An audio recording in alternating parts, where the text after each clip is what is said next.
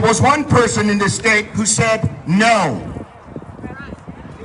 There was one person who said, not my church.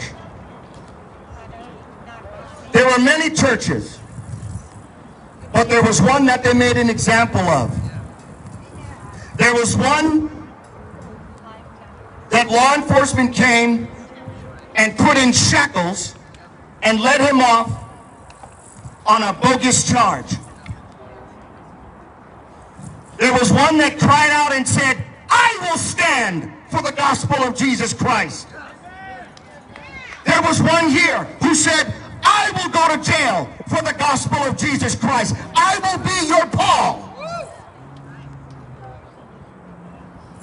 And I am honored to have him here today. Ladies and gentlemen, please welcome right now Pastor Tony Spell. Pastor Tony.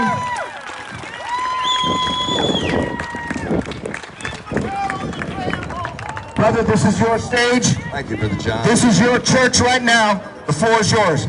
God bless America, everybody.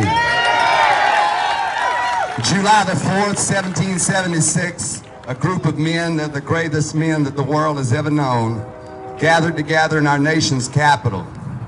They put together the greatest document that the world will ever know. They said, we hold these truths to be self-evident, that all men are created equal and are endowed by their Creator with certain inalienable rights. Among these are life, liberty, and the pursuit of happiness. Number one, we have inalienable rights. That means our government did not give us those rights, and our government cannot take from us our rights. They're inalienable. They were given to us and endowed to us by our Creator.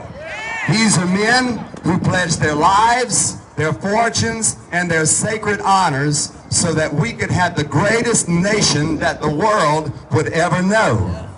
They foresaw this day. They foresaw what happened on Super Tuesday, November the 4th of 2020.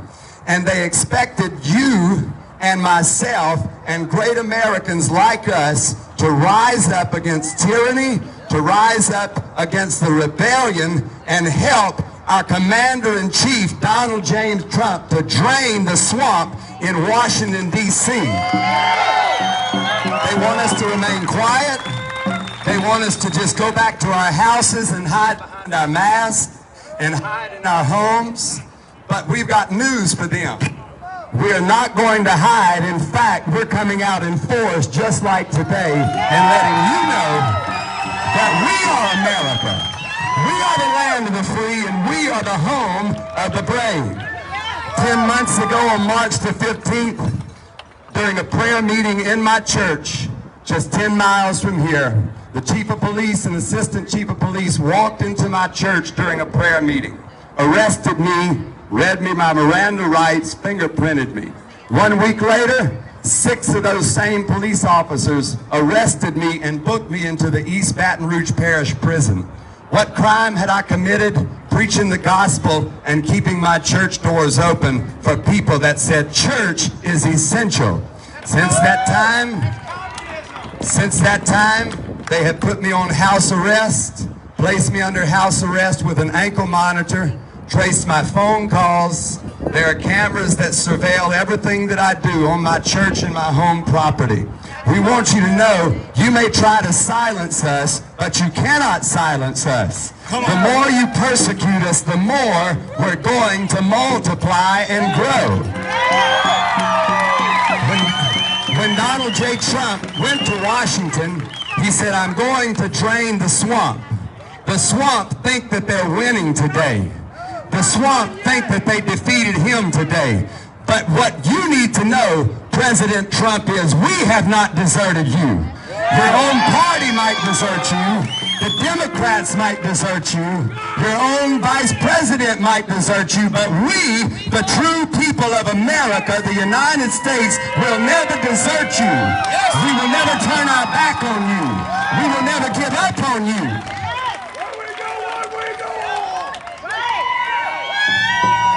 tackle that trouble that came your way with a resolute heart and cheerful? Or did you hide your face from the light of day with a craven look and fearful? Oh, your trouble is a ton, your trouble is an ounce, your trouble is what you make it. It's not the fact that you're hurt that counts, but how did you fight and how did you take it? And though you be beat to the earth, what then? Get up with a smiling face.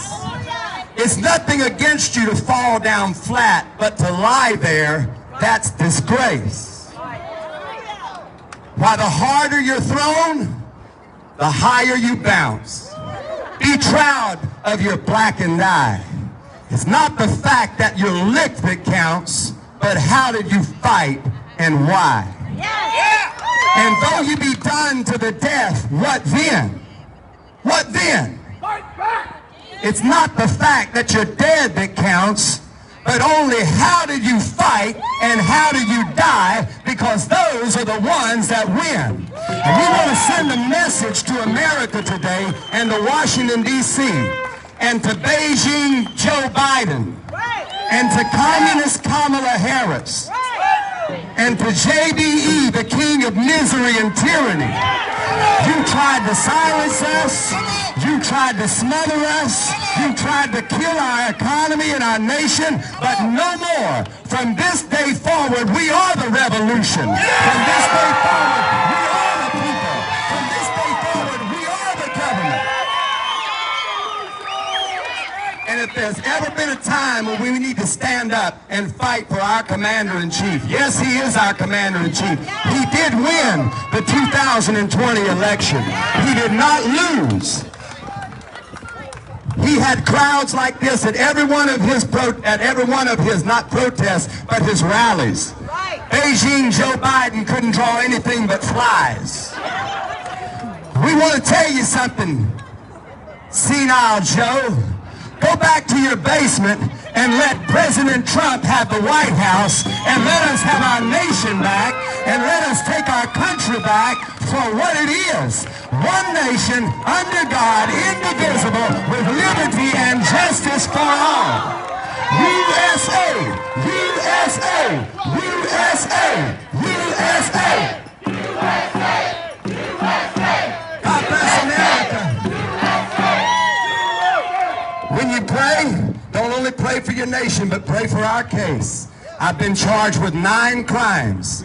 They say that I'm a lawbreaker. They say that I'm an outspoken scofflaw. The real lawbreaker is in this Capitol right here. The real lawbreaker are the ones that refuse to stand up for our president who stood up for us. We will never forsake you, President Trump. We will always be in your corner. God bless Donald James Trump, and God bless the United States of America.